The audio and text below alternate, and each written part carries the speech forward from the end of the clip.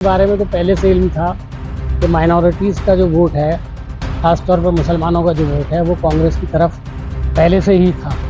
ऐसा नहीं है, पिछले इलेक्शन में भी था। नहीं पिछले इलेक्शन में भी था। नहीं, अफजल साहब हिम्मत भी दिखाई कि 4% अपने मैनिफेस्टो में कहा कि हम रिजर्वेशन बहाल, ये हिम्मत भी तो दिखाई। देखिए, वो तो हमारी हिम्मत की बात नहीं है। हमने एक बिल्कुल, हम इसको हिम्मत की बात नहीं कहते, बल्कि हम ये कहते हैं कि हमने एक जायज़ काम किया। देखिए, मुंह के बल ही नहीं गिरी, बहुत बुरी तरह से गिरी है, चोट भी बहुत लगी है।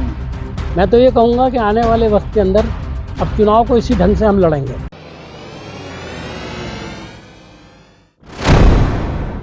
आदाब, मैं हूं मुमताज आलम रिजवी। बात करूंगा कर्नाटक पे। कर्नाटक के नतीजे आ गए हैं और आपको याद होगा, हमने मीम अफजल साहब से, जो कांग्रेस के कौमी तर्जुमान हैं, साबिक मेंबर पार्लियामेंट हैं, साबिक सफीर हिंद हैं और सीनियर जर्नलिस्ट हैं, हम लोगों के सरपरस्त हैं, अगर हम ये कह लें सहाफत की दुनिया में।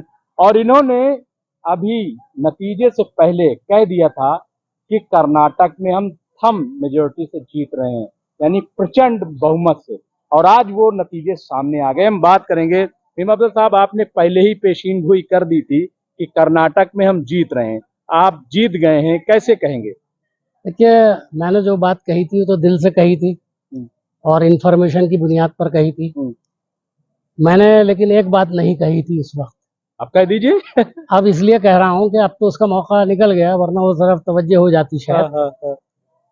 कि हम 100% जीत रहे हैं, बशर्त ये कि बेईमानी ना हो। जैसे उत्तर प्रदेश में बेईमानी हुई है आज जबरदस्त तरीके से। उत्तर प्रदेश में 17 मेयर के चुनाव हुए, तो बाकी पंचायतों के और लोकल बॉडीज के जो चुनाव हो रहे हैं, उसके अंदर भारतीय जनता पार्टी के उम्मीदवारों को जिताने के लिए उत्तर प्रदेश के एडमिनिस्ट्रेशन ने, पुलिस ने पूरा हाथ बटाया है।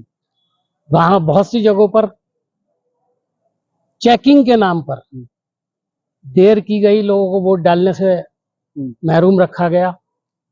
और आज काउंटिंग के दिन मुरादाबाद के अंदर जिस तरह से हमारे मेयर का जो चुनाव लड़ रहे थे रिजवान कुरैशी साहब, उनको जितना भारी भरकम वोट मिला है, वक्त से पहले जिम्मेदार अथॉरिटीज ने वहां ऐलान कर दिया जीत का बीजेपी की।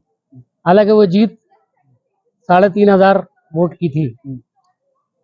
उस पर आर्गुमेंट हुआ, लेकिन कोई बात नहीं सुनी गई।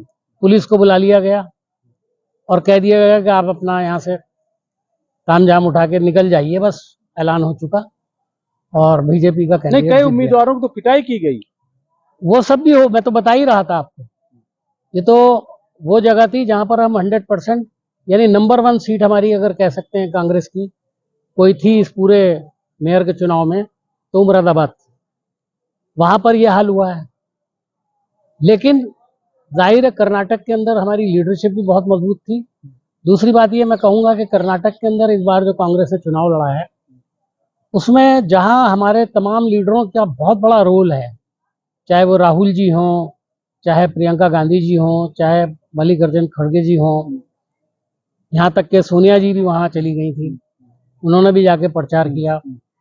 उसके असरात तो हैं ही, लेकिन वहां की लोकल लीडरशिप जो है, उसकी जो यूनिटी सामने आई, और उसके साथ साथ वहां के लोगों ने जिस तरह से काम किया है, कांग्रेस का चुनाव बहुत ही मुनज़्ज़म तरीके से ऐसे लड़ा गया है कि अगर हम इस तरह से चुनाव लड़ें तो हमारी स्टेटमेंट को नहीं, ये तो लोगों की शिकायत है कि जब कांग्रेस जीतना चाहती है तब वो जीत जाती है, जब वो लड़ना चाहती है तब लड़ती है।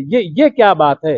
क्या ऐसा भी होता है कभी लड़ना नहीं चाहती? नहीं, ऐसा लोग कहते हैं। देखिए, हमारे यहाँ चूंकि जीतना चाहा तो जीत गई। ये तो कहने की बात है, कौन सी पार्टी चाहती है कि उसके अंदर लड़ाई हो। लेकिन कभी कभी हालात इस तरह के बनते हैं, कुछ लोगों की जाती चपकलश की वजह से या किसी वजह से, उससे जो नुकसान होता है।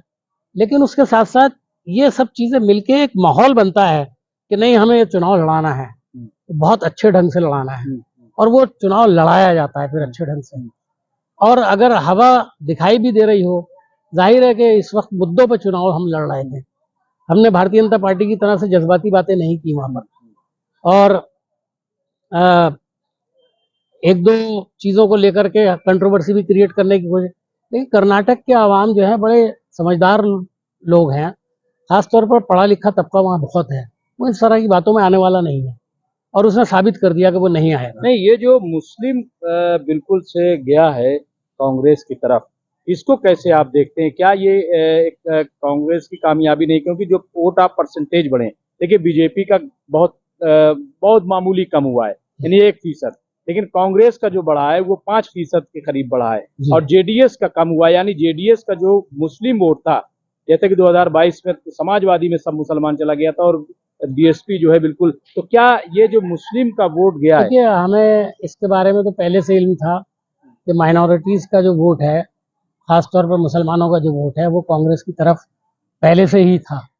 ऐसा नहीं है, नहीं, पिछले हिम्मत इलेक्शन भी तो में भी दिखाई, था, नहीं पिछले इलेक्शन में भी था। नहीं, अफजल साहब हिम्मत भी दिखाई कि 4% अपने मैनिफेस्टो में कहा कि हम रिजर्वेशन बहाल, ये हिम्मत भी तो दिखाई। देखिए, वो तो हमारी हिम्मत की बात नहीं है, हमने एक बिल्कुल, हम इसको हिम्मत की बात नहीं कहते, बल्कि हम ये कहते हैं कि हमने एक जायज काम किया था। हमने जब वहां पर पीएफआई को बैन करने की बात की, उसको उसके खिलाफ कार्रवाई की, हमने बजरंग दल की भी बात की, उस पर बहुत सी कंट्रोवर्सी हुई, और उसके बावजूद हमने उस चीज को फेस किया, क्योंकि हम जानते थे कि कर्नाटक के अवाम ये सब चीजें पसंद नहीं करते, और कर्नाटक के अवाम में खासतौर पर जो मुसलमान थे, उनका तो जाहिर है कि बिल्कुल ये वाकिफ था कि कांग्रेस को हर हालत में जीतना चाहिए। और बहुत सी ऐसी जगहों पर जहां पर देवेगौड़ा जी की पार्टी जो है, जिसे जेडीएस जिसे कहते हैं, उसने यकीनन पहले कुछ सीटें ज्यादा हासिल की थी, और उसकी वजह ये थी कि उनको मुसलमान काफी हद तक पसंद करता था। लेकिन इस बार उनके ऊपर डाउट हो गया जब उन्होंने कहा ना, हमारे लिए दरवाजे दोनों खुले हुए हैं। तो ये चीज तो कोई आदमी जब आप दो किश्तियों में सवार होने की कोशिश करते हैं, तो फिर यही होगा, तो फिर आप सवारी नहीं कर पाते, गिर पड़ते हैं।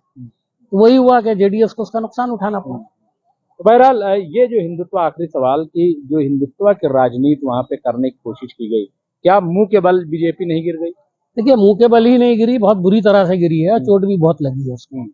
मैं तो ये कहूंगा कि आने वाले वक्त के अंदर अब चुनाव को इसी ढंग से हम लड़ेंगे, और हम पक्की बात है, बिल्कुल इसी तरह से हम लड़ेंगे, और हम ये चाहेंगे कि हम मुद्दों की बात करें। और राहुल जी तो शुरू से मुद्दों की बात कर रहे हैं। राहुल गांधी जी हैं और हमारे जो खड़गे जी हैं, मैं उनकी भी तारीफ करूंगा, उन्होंने भी इश्यूज से हटे ही नहीं। बहुत बातें उनसे की गई, बहुत इंटरव्यूज किए गए, बहुत सवाल उनसे किए गए, लेकिन वो नहीं उठे। राहुल जी से तो कोई सवाल ही नहीं पैदा होता कि उनको वो डिस्ट्रैक्ट कर सकें, या उनको जो उनका सोच है उससे जरा भी हटा सकें। वो तो चल ही रही थी, और उसके बाद भी हमारे जो लीडर्स थे वो वही बात कर रहे थे। हम उस जाल के अंदर फंसने के लिए कभी तैयार ही नहीं, और हम जानते थे कर्नाटक में अगर हम ऐसा करेंगे तो उसका नुकसान हमको भी होगा और समाज को भी होगा। तो बहरहाल मीम अफजल साहब ने बड़े वाज़े तौर पर कहा है कि ये जिस तरीके से हमने चुनाव कर्नाटक में लड़ा है, इसी तरह से अब हम चुनाव लड़ेंगे, और जो हमारा ट्रैक है उसी पर हम आगे बढ़ेंगे। इसका मतलब ये है कि कांग्रेस न सिर्फ ये कि चुनाव लड़ेगी 24 में, बल्कि जीतेगी भी, ऐसा उसका कहना है। बहुत बहुत शुक्रिया।